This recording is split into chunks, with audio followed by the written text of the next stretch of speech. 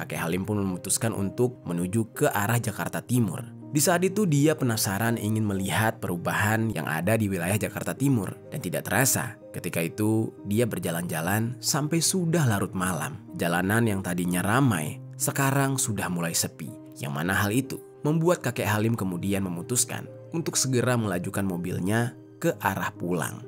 Halo Sobat Pena, apa kabar hari ini? Assalamualaikum warahmatullahi wabarakatuh. Hari ini kita akan kembali membahas kejadian-kejadian mengerikan, kisah nyata yang terjadi di muka bumi ini. Kisah kali ini merupakan sebuah kasus yang sangat tragis yang terjadi di Jakarta Timur. Kisah ini dialami oleh seorang kakek tua yang mengalami nasib tragis setelah dihabisi oleh banyak orang alias dikeroyok lantaran dia dituduh sebagai maling. Kasus main hakim sendiri ini benar-benar mengiris hati. Padahal kejadian semacam ini bisa saja diselesaikan dengan jalur hukum atau diserahkan kepada pihak yang berwajib. Tapi semuanya sudah terjadi. Kakek tua renta tersebut berakhir di tangan massa yang menuduhnya. Bagaimana kisah selengkapnya tentang kasus yang satu ini? Langsung saja kita bahas di Kata Pena.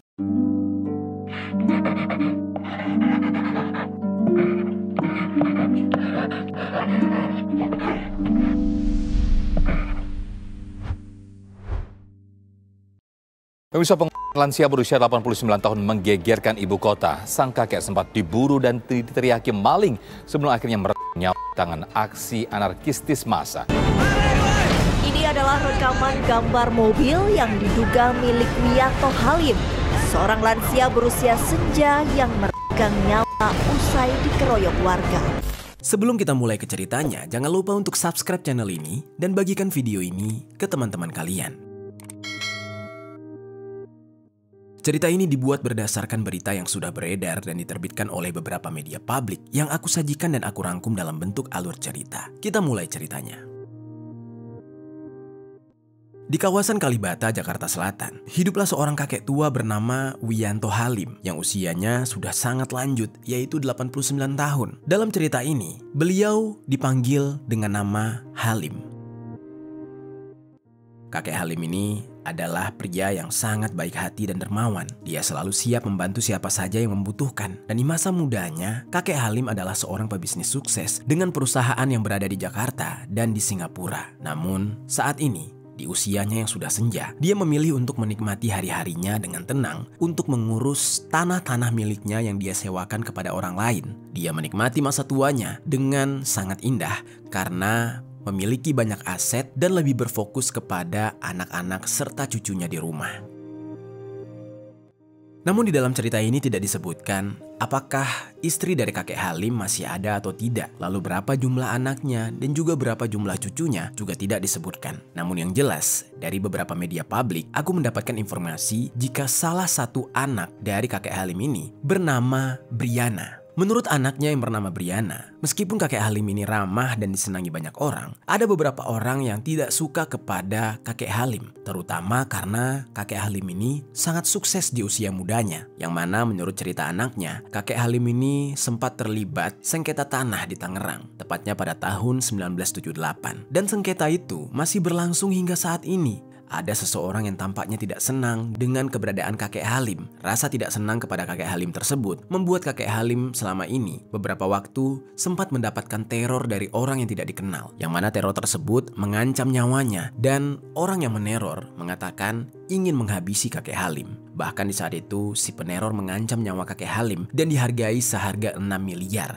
bagi yang mau menghabisi kakek Halim. Namun meskipun demikian, kakek Halim tidak menanggapinya dengan serius. Dia tetap enjoy menjalani hidupnya tanpa menggubris dan mengkhawatirkan apapun tentang ancaman tersebut. Meskipun sudah tua, namun kesehatan kakek Halim ini bisa dikatakan sangat baik. Hanya saja pendengarannya yang sedikit terganggu. Makanya kakek Halim ini selalu menggunakan alat bantu dengar. Dan di dalam kesehariannya, kakek Halim hanya tinggal menikmati hidup dan tidak melakukan pekerjaan apapun. Yang mana hal tersebut membuat kakek Halim sering sekali berpergian keluar rumah untuk sekedar mencari angin atau mencari makanan yang enak. Tapi kakek Halim ini tidak selalu berpergian sendirian. Yang mana sebagai seorang pensiunan dan sosok yang sukses ketika mudanya, dia ini memiliki seorang supir pribadi yang biasa mengantarkannya kemana saja.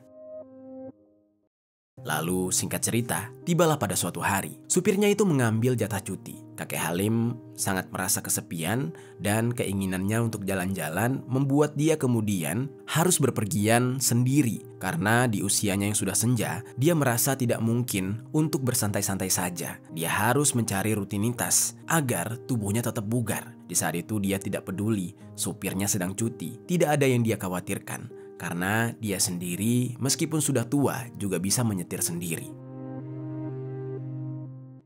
Akhirnya kakek Halim pun bersiap-siap. Dia langsung mengambil kunci mobil berjenis Toyota Rush dan tanpa meminta izin dan berpamitan kepada orang-orang di rumah, dia pun pergi. Di malam itu, kakek Halim memulai perjalanannya. Dia menyusuri jalanan-jalanan yang penuh kenangan di Jakarta Selatan dan menikmati setiap pemandangan yang dia lalui. Jalanan yang padat tersebut, gedung-gedung yang tinggi, dan hiruk-pikuk kota membuat dia merasa tenang. Dia merasa seperti kembali ke masa mudanya.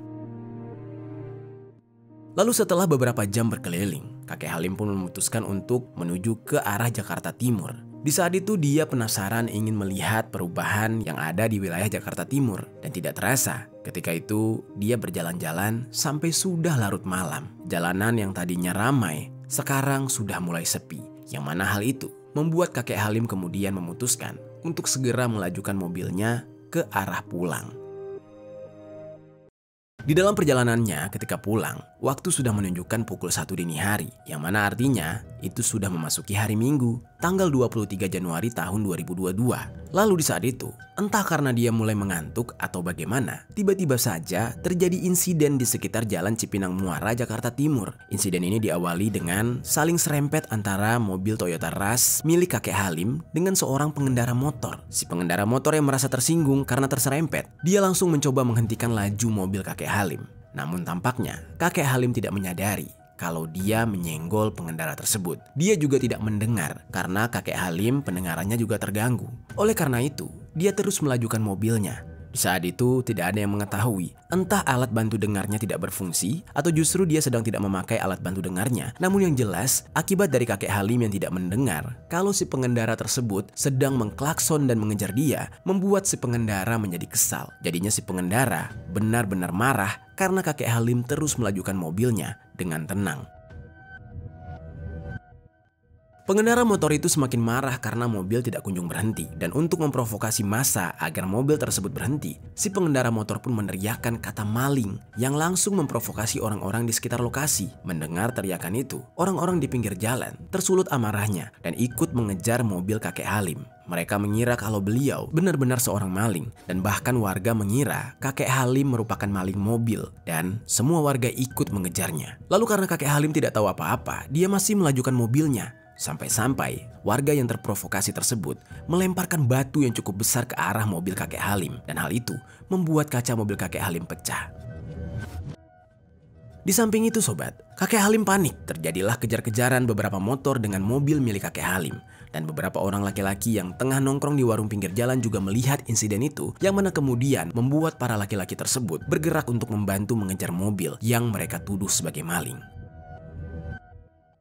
Di antara para warga itu, ada yang bernama Zulfikar dan Tria Julian yang di saat itu sedang nongkrong di warung di kawasan Cipinang Muara. Saat tengah asik nongkrong itulah tiba-tiba mobil Toyota Rush yang dikejar oleh 4 motor sambil meneriakkan kata maling sontak membuat Zulfikar dan Tria langsung mengejar. Dari titik awal insiden mobil tersebut melaju mengarah ke utara hingga terus ke kawasan Otista dan akhirnya masuk ke kawasan Jakarta Industrial Estate Pulau Gadung. Kakek Halim di saat itu yang sudah menyadari bahwa dia sedang berada di dalam masalah, dia tidak berani keluar mobil karena dia tidak tahu apa-apa dan merasa kaget. Dia berpikir para massa itu adalah orang jahat yang mungkin selama ini meneror dia, dan dia yang bingung dengan situasi yang sedang dia hadapi. Dalam keadaan takut, terus memilih untuk melajukan mobilnya demi menghindari amukan massa. Kakek Halim yang kalut sempat keluar dari jalan dan masuk ke jalur hijau, dan saking paniknya, mobilnya bahkan sempat menabrak trotoar. Dan setelah menabrak trotoar tersebut, massa pun akhirnya berhasil menghentikan mobil kakek Halim. Kakek Halim yang di saat itu berada di dalam mobil merasa sangat ketakutan. Dia bingung, dia harus berkata apa. Dia tidak mengetahui apa yang terjadi, dan massa yang sudah mengamuk berhasil menarik keluar kakek Halim dari dalam mobil. Orang yang pertama kali mengeluarkan kakek Halim dari dalam mobil adalah seorang laki-laki yang berinisial NYN. Di saat itu, kakek Halim ditarik dari dalam mobil tanpa belas kasihan. Dia sampai terjatuh. Dan saat dia terjatuh, dia diserang dengan pukulan dan tendangan. NYN, si laki-laki yang menarik kakek Halim di saat itu, dengan teganya melakukan penyerangan menggunakan tangan kosong ke bagian kepala kakek Halim sembari meneriakkan, "Maling kau, maling!" ucapnya. Di dalam kondisi yang mengerikan tersebut, kakek Halim tidak bisa berbuat banyak. Tubuhnya yang rentah dan pikirannya yang bingung hanya bisa menahan rasa sakit.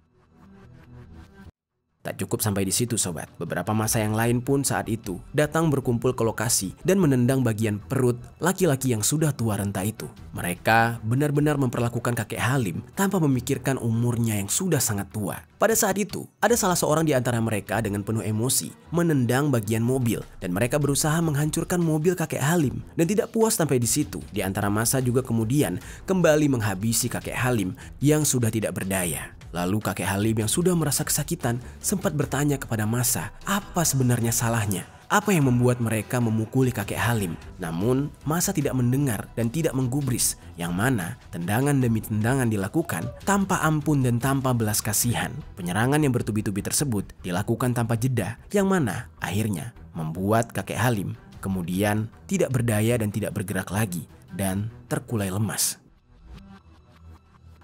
Lalu, tidak lama kemudian, kakek Halim yang sudah tua renta dengan kondisi tubuh yang lemah menghembuskan nafas terakhirnya di tengah-tengah kerumunan yang mengira dia adalah seorang maling. Lalu di saat yang bersamaan, ada polisi yang sedang berpatroli, kemudian melihat insiden tersebut.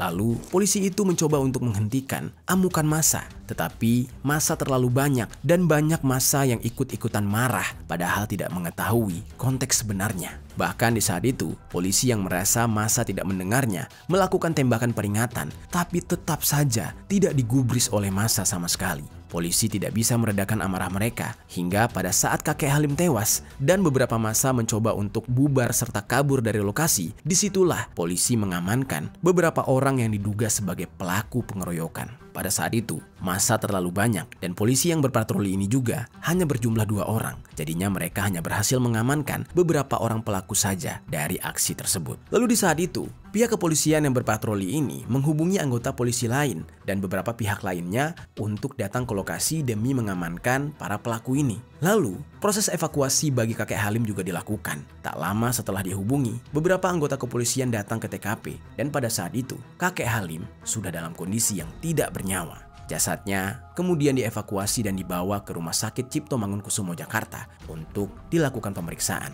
Lalu beberapa orang yang ada di sana yang merupakan pengeroyok langsung diamankan ke kantor polisi.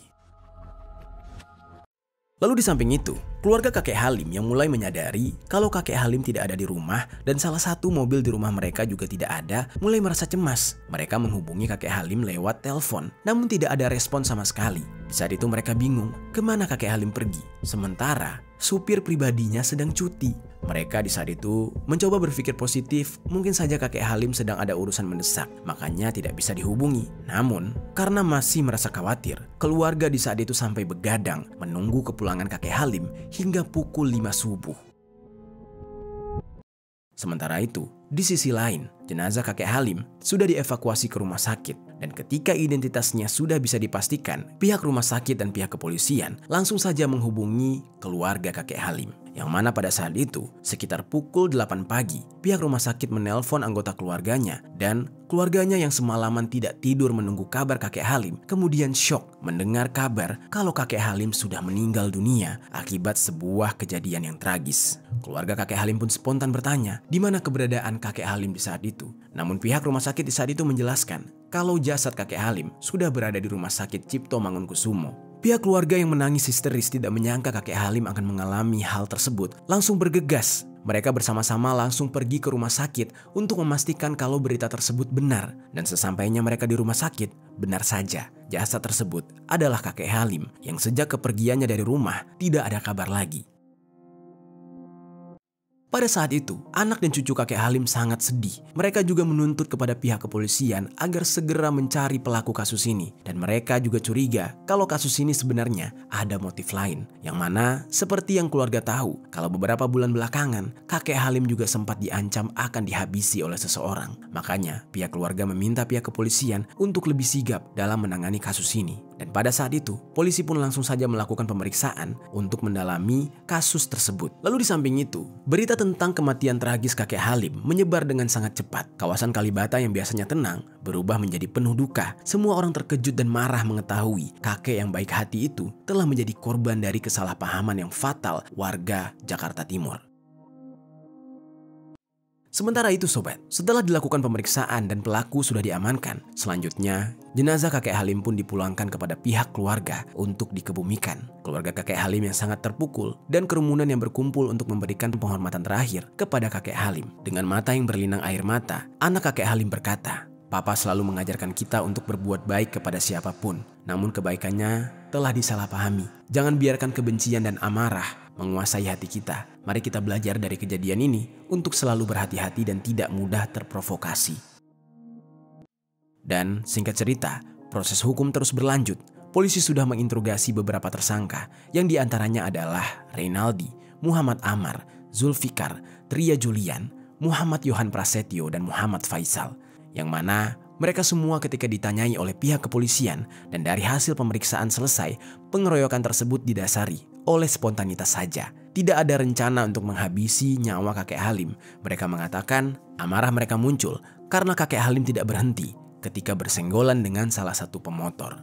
Lalu tidak hanya itu sobat, polisi juga memastikan lewat pemeriksaan terhadap keluarga kakek Halim dan melihat riwayat panggilan serta pesan dari HP kakek Halim, tidak ada yang mencurigakan dan tidak ada bukti yang bisa menunjukkan kepada pelaku lain.